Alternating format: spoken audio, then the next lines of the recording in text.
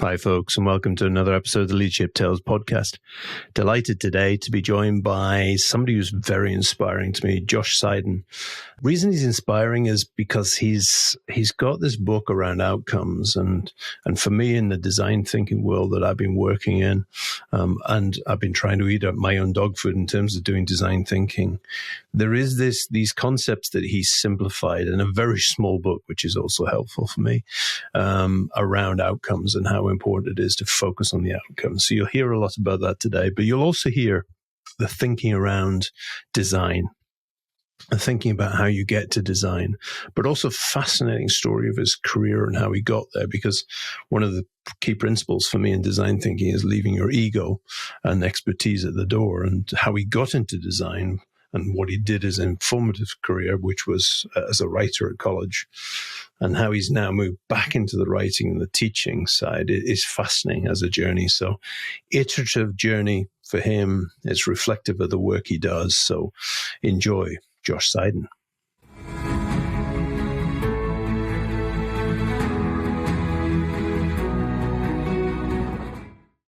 Welcome, Josh. Thank you for taking the time to come on the podcast. Wanted to just give the chance for you to tell the listeners a bit about yourself and maybe a story about how you got to where you are on this podcast here. Or maybe not this podcast, where you are in your career anyway. Yeah. So I work these days as an independent consultant, kind of at the working with teams that are mostly focused on delivering digital products and services. So, simplest way to say it is teams that make software products, And I don't think I would have predicted that I would have ended up here. I started in college. I studied writing, and I thought I didn't think I was going to go into the business world. I thought I'd become a writer. The world made other choices for me, and I ended up in San Francisco Bay Area in the late 80s, early 90s. And as one does in that part of the world, I fell into the technology industry and discovered I really enjoyed it. I got interested early on. I worked for a company, computer accessories company called Kensington. Kensington made trackballs and mice and bags and all kinds of, accessories for computers. And we made some stuff that was really, really great. And we made some stuff that was not great. I've worked on some stuff that was really not great. And I worked on stuff that was great. And I got really interested in kind of that problem of how do you make great stuff? I guess I'm a quality oriented person. Like that's important for me. And I discovered the world of design. I didn't study design in school. As I said, I studied writing, but I was hired in the early days by a design company, company called Cooper, founded by a guy named Alan Cooper. Alan is a brilliant individual and somebody who is really sees the world in a unique way and is not afraid to take contrarian positions. And one of his positions at the time was that the mainstream design world didn't understand how to design for software and technology, that the mainstream design world knew how to design for print, knew how to design physical goods, but they didn't know how to design software. And so in building his design firm, he was determined to hire people with no formal design training. He didn't want anyone with who'd been to design school. If you'd been to design school, he didn't want to look at your resume. In fact, he didn't want to look at anyone's resume. And so he put a test on his website. And as luck would have it, I'm a pretty good test taker, something I'm good at. And I read his book. I did his test. It was a design test. I had to submit solutions to 2 design problems. I didn't know how to use design software. I mean, I didn't really know how to do this at all. But I figured it out. I took the test. I got an interview and I got a job there. And so I spent 4 years there. It was really my graduate school learning in the early days, it was sort of learning the craft of design, but it was really kind of making up what it meant to do design in the digital world with a group of, weirdos like me. I love it. Self-declared weirdo. I love a start of a podcast like that. And so that was really great. And it, my boss at Kensington and then Alan, they were people that I realized subsequently were people who were important teachers in my life. We can come back to that, but I wanted to plant that seed because what got your question is, how did I get here? And some of it was following what was interesting to me, right? And some of it was lucking into being in the orbit of some very good teachers. And so I worked in design for a while. I'm from the East Coast originally, and so I moved back after my kids. I got married. I went to the West Coast because I followed my girlfriend. I married her out there.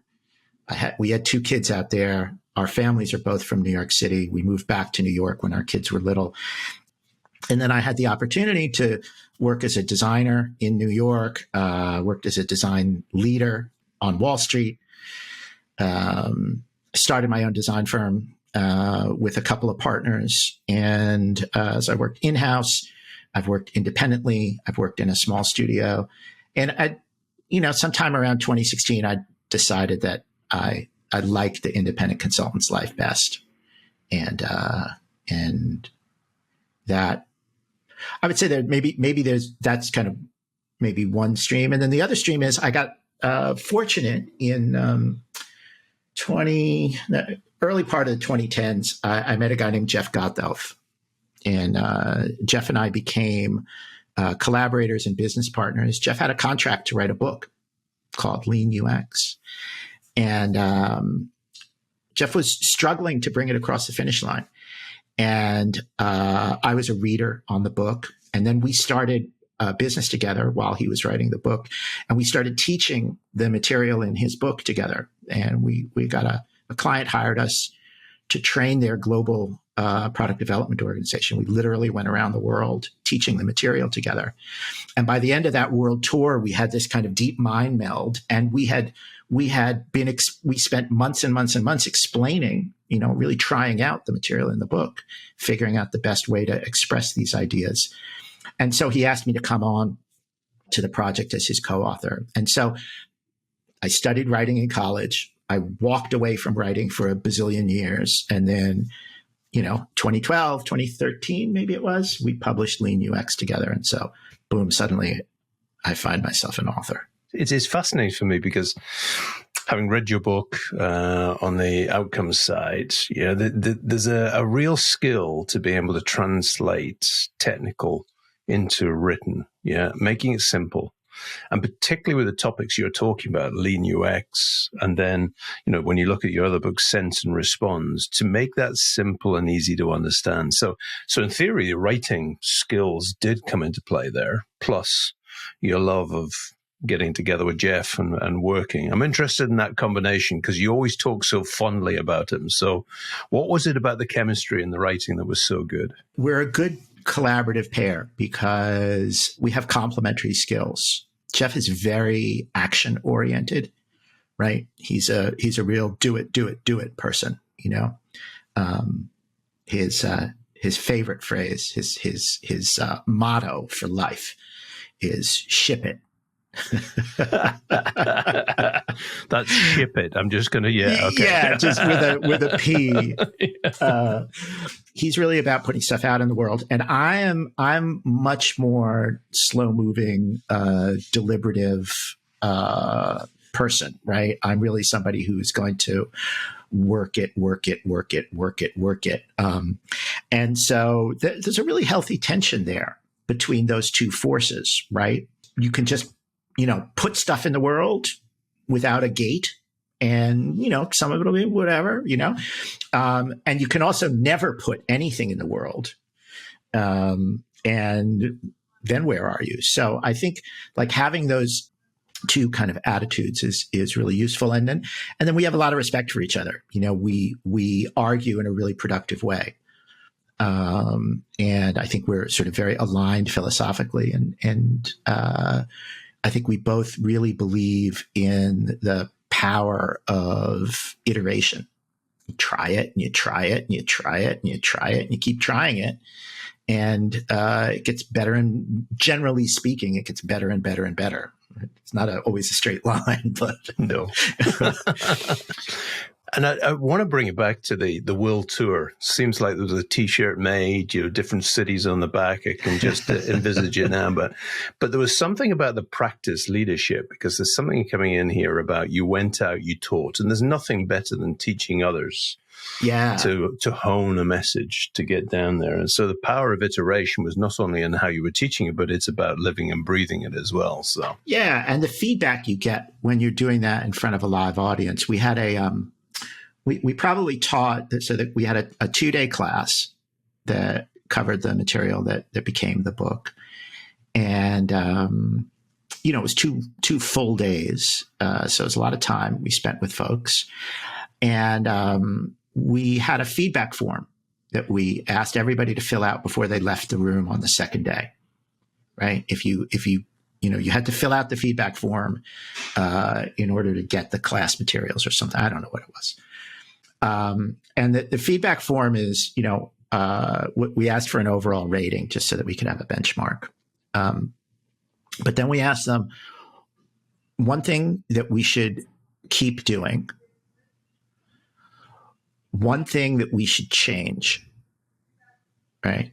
And one thing that was unclear, right? So that was our feedback. Which is, if you're from the agile world, you kind of recognize that as one of the structures agile people use as a retrospective, right? But so we asked, what should we keep doing? What should we change? And what was unclear? And that feedback was really good because it helped us identify, sometimes you just learn that stuff when you're teaching it. You explain an idea, and then all the hands in the room go up and they say, Josh, what the heck are you talking about? I get that all the time.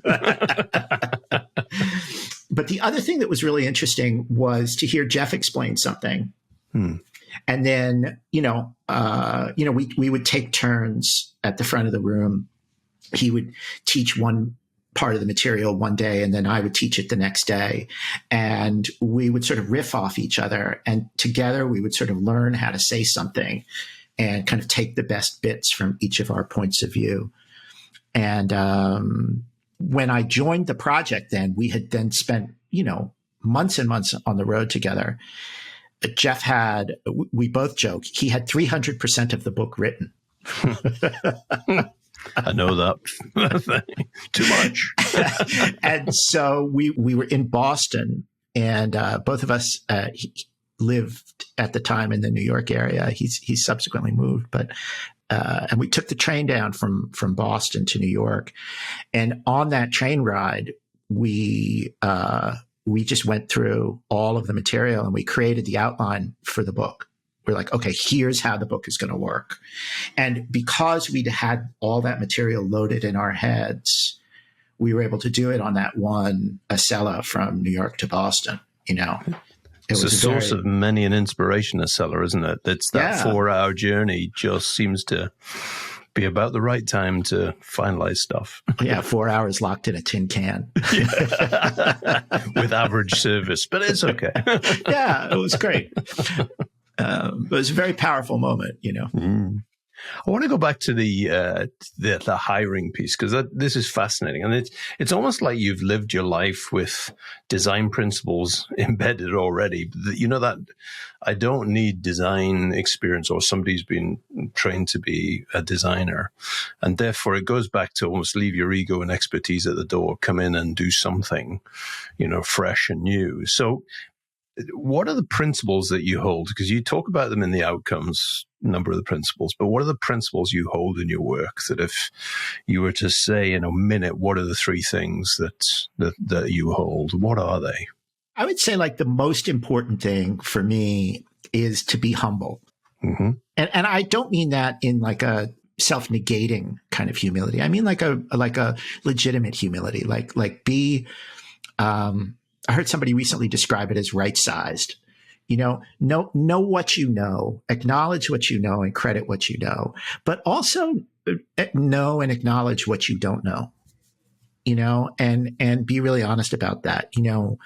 When I was hired at Cooper with no design background, right, I think it would be easy at that moment to say, we're inventing something completely new, and we weren't. We were taking something old with a lot of tradition, and we were trying to figure out how to apply that in a new context. And so there were some really radically new problems that we had to solve. But there's a lot of traditional wisdom to draw on for those solutions, right? And so how do you navigate that terrain? It requires a certain amount of humility and introspection. I'll tell you another story. The first job, that job at Kensington that I got because I was an unemployed bartender living in San Francisco, who knew how to I knew how to play with a computer. I was lucky in that I'd grown up with a computer in my house. I was a little bit of a geek. And I had a friend living in New York at the time who was a drummer. And he had a job at Kensington. He was a tech support representative. He answered the 800 number. Kensington was moving to the Bay Area. And my friend called me up and he's like, look, I'm a drummer. I have to stay in New York. I'm pursuing my music career. I'm not going to California. I think you'd be perfect for this job. You should apply. And I did. I got the job. And then he said, as he was handing off to me in that first week, he said, look, there's a project I've been pitching at the company. The company was doing all of its tech support. We did returns and repairs. We did all of that stuff on a 4-part paper form. And so a huge amount of our time was spent doing status check phone calls. People call, where's my mouse? And we'd go to the paper file cabinets and we'd look through it. We all had networked Macintoshes on our desk, but we still had all this paper stuff. And my friend said, look, here's the book. He handed me a loose leaf binder with a project proposal. And he said, we need to write a database system. I've been trying to get them to let me write this database system. Here's the project proposal. You do it. And I said, I don't know how to do that. And he said, yes, you do.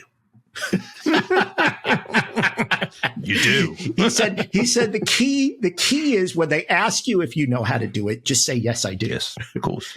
I continued the pitch and eventually they let me do it. I nodded confidently and said, yes, I do, because I believed I could figure it out. I don't know. There's a story in there about navigating the humility. Like, I didn't know how to do it. I knew I was going to have to figure it out, but I knew I could figure it out. And I did. And then I wrote that system, and they used that system for 5 years until they replaced it with a professionally created system. And the interesting thing was I loved doing it. And I went to my boss, who was a great boss, and I said, that was so fun. I loved doing that. I want to go study software engineering. And he was a software engineer. And he said something really interesting to me. He said, you should not be a software engineer. He said, that's not where your skill lies. He said, you're going to be interested in stuff that is not heads down, it's heads up, working with people. And you should not be a software engineer. If you want to do it, I'll support it, but you shouldn't do it. So he was one of my early important teachers. I think there's so many things in here that to unpack. The humility and I think some people understand humility as, I'm rubbish at this, I'm not good at this. But actually, the humble thing when you defined it, which is, I know this, but I don't know this, and I'm willing to explore. So there's something about exploration in here and the iteration piece, with a focus on, Jeff's bit about getting it done. and shipping it out the door. But then there's also something about, this exploration of coding and how you came across that.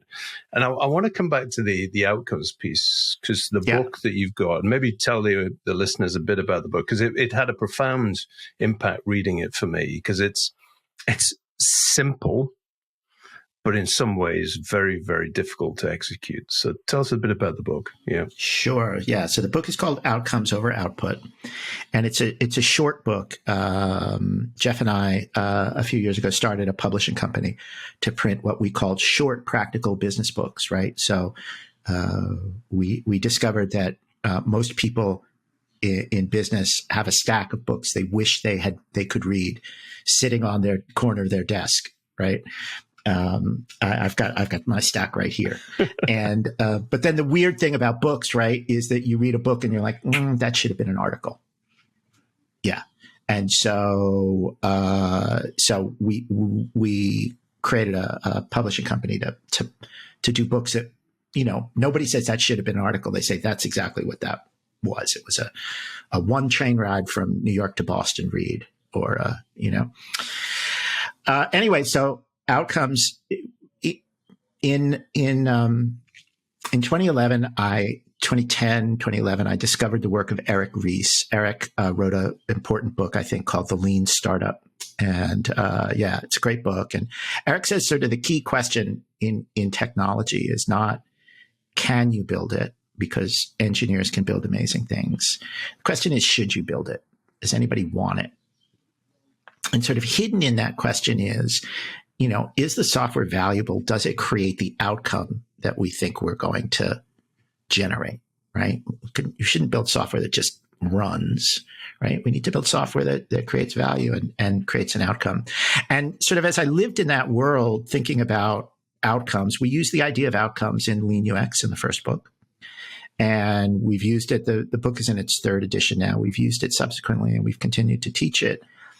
It sort of became clear that that outcomes was an important concept that was sort of poorly defined.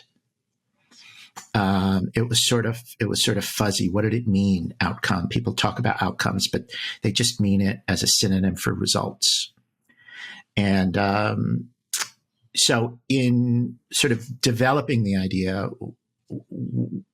I came to understand that the definition, if you could define it, an outcome is a change in behavior that creates value. Change in human behavior that creates value for the user, the customer, the organization, the planet. So what I loved about the book, Josh, was it really challenged my thinking. As a leader, I'm focused on outputs. That's what I can control.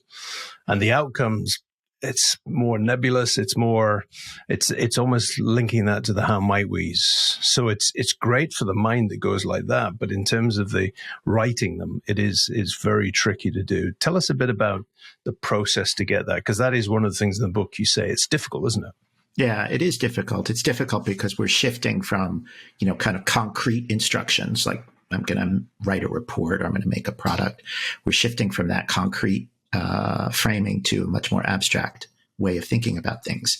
But you can actually use it at two levels. You can use it at a high level leadership level, and you can use it at a kind of a more detailed level.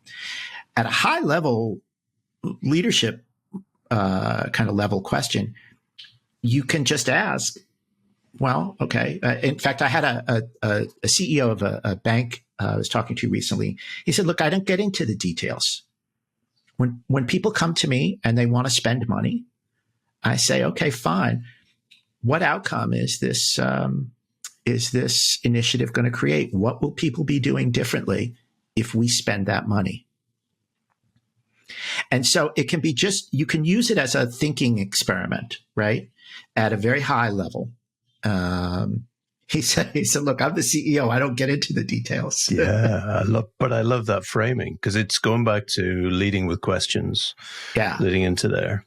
What I was fascinated, because we're going through our product review and an audit at the moment. And so therefore we're thinking about that. And we've got multiple outcomes, that we want. And for us, it's about the focus about which are the critical outcomes that you want. Tell me a bit about that process, because you go through the stages, don't you, to get to those outcomes? Yeah. I mean, the more detailed version of it is it starts with what we call the user journey, right? So what are people doing today? What are they trying to do, right? And how can we help them do the things that they're trying to do in a way that creates value for them and for us, right? So what's the user journey? And you can start just by telling a story. What are they doing today from start to finish, right?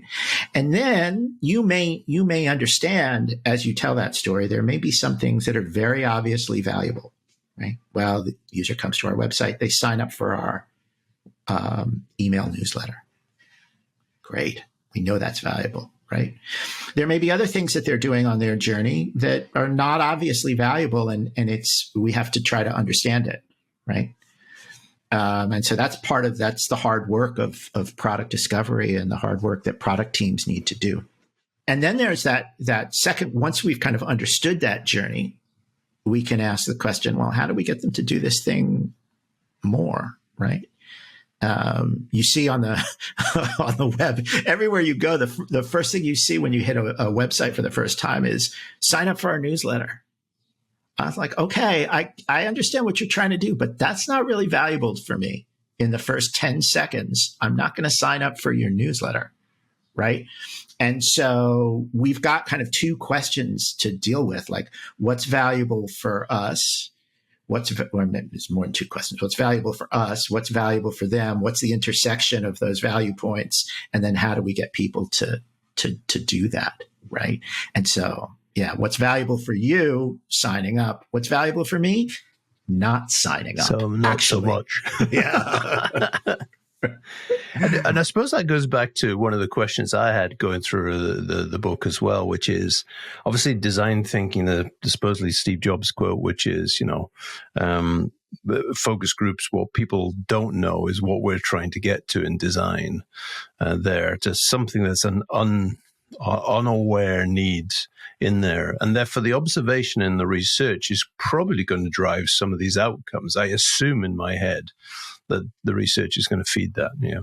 Right. Because what you're trying to figure out is sort of, the question is sort of has two parts. What are people doing?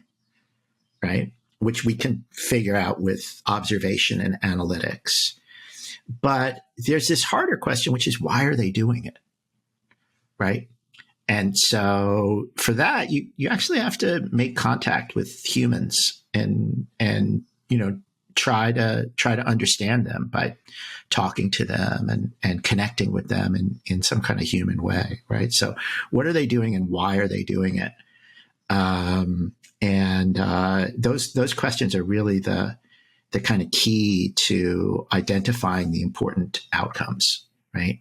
And so what's hard is that we spend a lot of time pretty far away from our users and customers, right? And so we don't know the answers to these questions very often, right?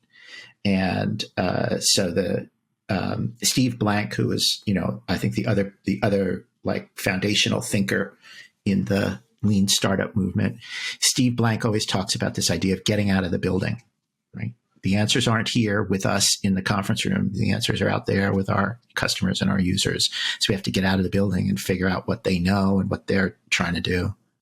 So you're talking about co-designing outcomes, which for me is, in some ways, is the ideal thing. And that's what we're talking design thinking. For those who don't know, can you talk a bit about the agile versus design thinking? Because it's always that big question, what's the difference and how it relates to the outcomes? Yeah.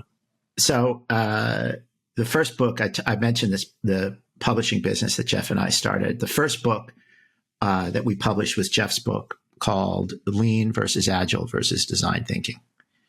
Because as he was teaching lean methods, people would always come to him and say, well, Jeff, you're teaching us lean and our engineers are learning agile.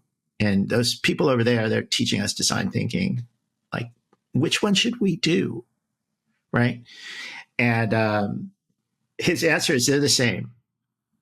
They're the same thing. They all rely on this idea of, rapid iteration to test your ideas, And so they have different flavors, right? Agile is engineering centric, and the methods are really grounded in the problem of making high quality code. And design thinking comes from the design world and has some of the, design world culture in it. And lean is a kind of a optimized business process background, but ultimately it's the same idea, which is that we're trying to figure out, right? We're trying to navigate complexity, right? Humans are weird and unpredictable. It's hard to figure out in advance if our solutions are what they need and if our solutions are going to work. So how can we rapidly iterate through our ideas to try them out and to see if they work? So I think that they're different flavors of the same approach. Yeah, I remember seeing Eric Ries on a webinar trying to explain it and crystallize it. I think you've just done a better job than I think they did in there. I loved his answer, but that was simpler for me to understand.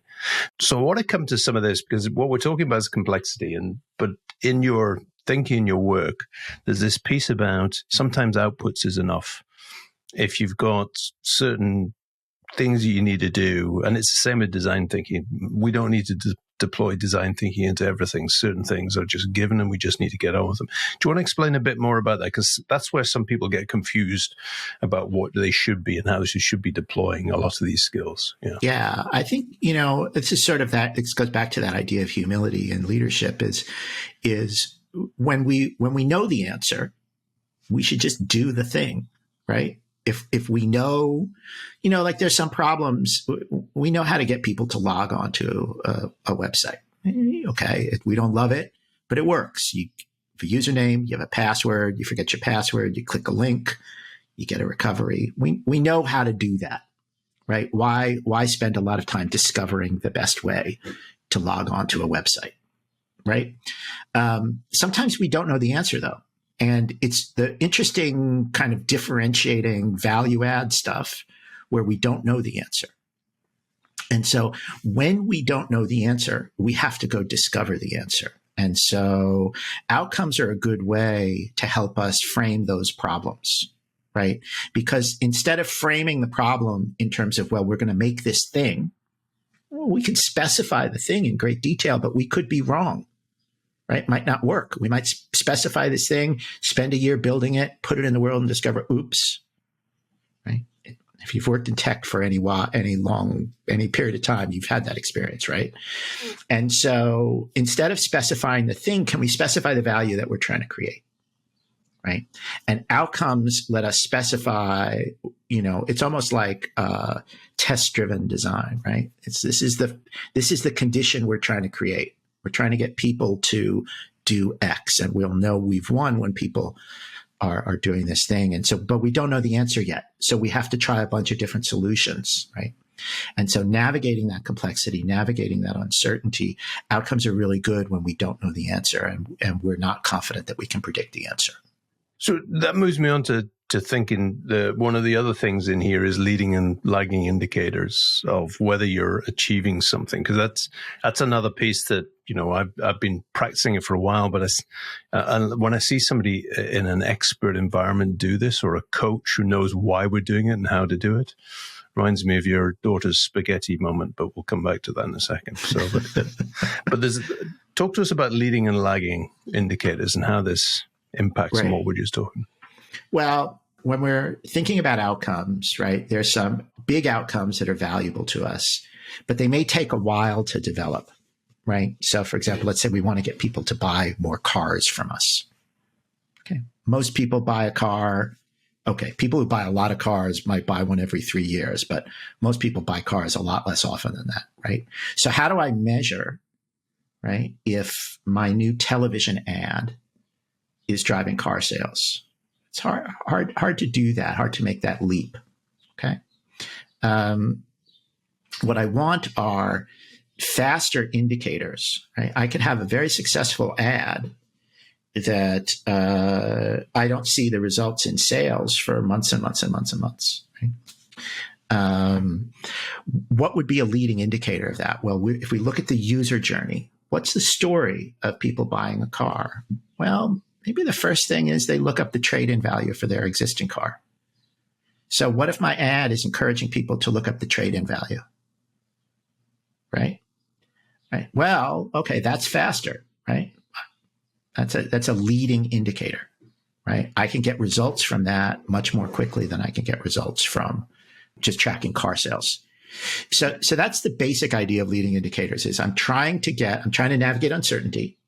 I don't know the answer. I'm trying to figure out if my methods are working towards my ultimate goal.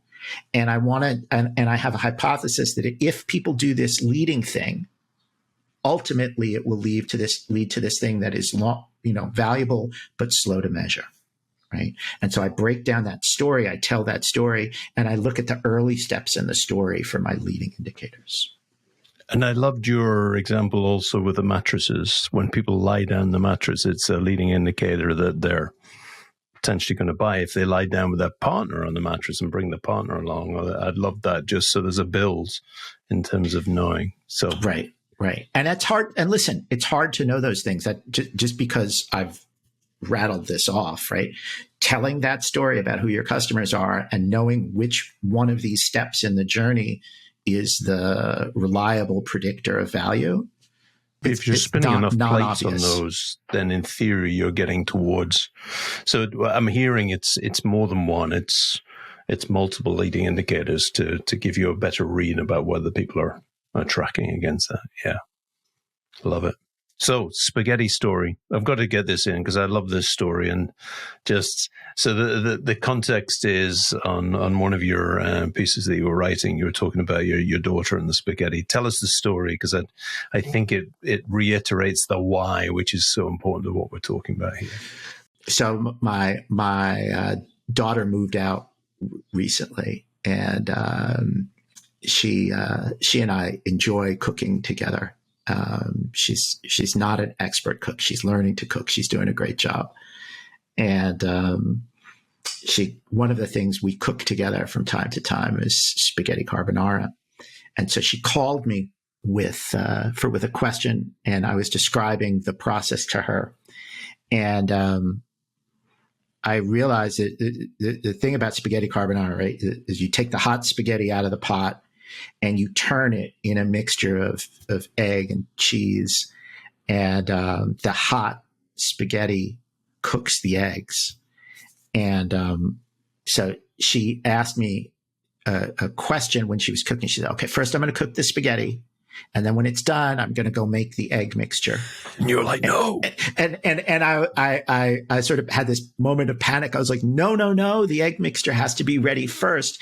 And what I realized is there's a difference between sort of knowing how to do something and knowing why you do something, right? And so I think about that a lot, actually, because I do a lot of training work with teams. And so I'm always trying to navigate between the sort of detailed methods of how and also conveying the importance of why. Like, actually, the spaghetti has to be hot, right? That's the why, right? I love that, because there's so many of us that do jobs and we do how, but we never think about the why. And it's, as one of your commenters on that says, cooking has a lot of analogies that you can use to bring in. So I love that.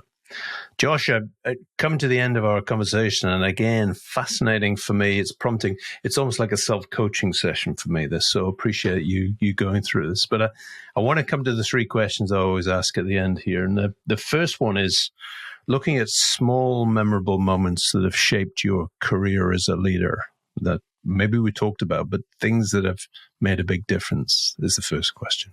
I had a moment when I was working at Cooper. There was a terrific leader at the company, a guy named Pat Fleck. Shout out to Pat. And we were facing a very, very challenging moment where it was unclear. I was in my first role as a manager, first time I was working as a manager. And Pat said, look, operating a consulting company for us right now is simple. We have to sell the work. We have to do the work. We have to hire, and we have to train. Those are the things we need to do. And he went to his group of managers. Most of us were first-time managers. And he said, you're hire. You're train. You're sell the work. You do the work. It was a small company. Yeah. And that kind of like confident clarifying of this complex landscape was a real model for me of like how to respond to challenging moment. It was emotionally complex. It was, none of us quite knew what to do. And, you know, whether he was right or wrong, it was such a beautifully simple framing, and it gave us all so much confidence. So to me, that was a real model of what a good leader can do. I've been listening to Essentialism by Greg McKeown, and he gives a similar example, which is powerful as a leader. How can you be so simple?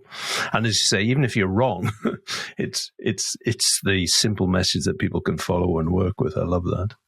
So second thing is, could be linked to this, but if you had one thing you could disrupt in leaders today, in your teaching, your coaching, what would it be? I mean, I think it would be coming back to what we talked about earlier, this idea of humility. It's like, as leaders, what do we know and what do we don't know? And how can we be authentic with ourselves, with our peers, and with the folks who report to us and say, look, this is an important problem for the business to solve. I don't really know how we're going to solve it. And I'm going to ask you to solve it. What's the best way to train our people? You know this. You know the methods. You go train people. Figure it out. It's critically important. I don't know how to do it. I'm not a trainer. You go figure it out, right?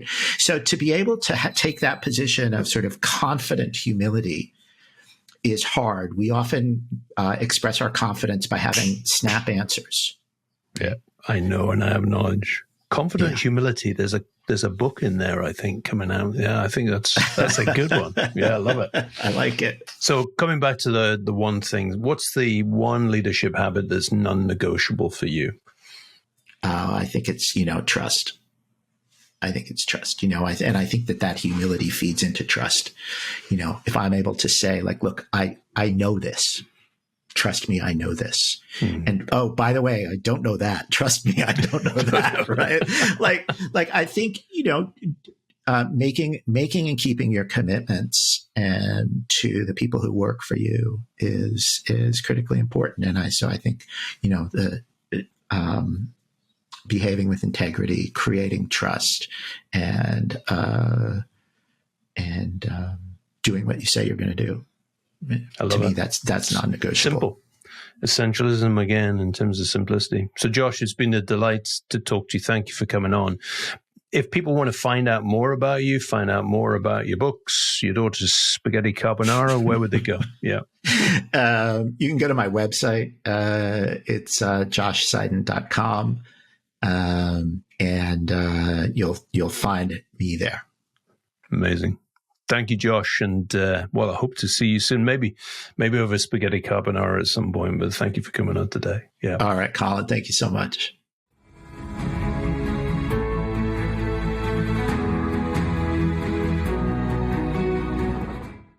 That was Josh. Fascinating conversation. And again, we can start to look at a number of the principles he talks about. And what I love is the relationship between him and Jeff on the ship it, and him on the wider thinking in there. And he was described as the product whisperer in a couple of quotes around his work. And you can see it, you can hear it in his voice and his thinking around how he mulls, noodles, coaches people on the why and the how of what he does. And therefore it's powerful stuff to think about. And as I said in the recording, it felt like a coaching session for me, because it was starting to think about our products, how we operate in there. So excellent episode. Anyway, folks, I'll look forward to welcoming you back onto another episode of the Leadership Tales podcast very shortly.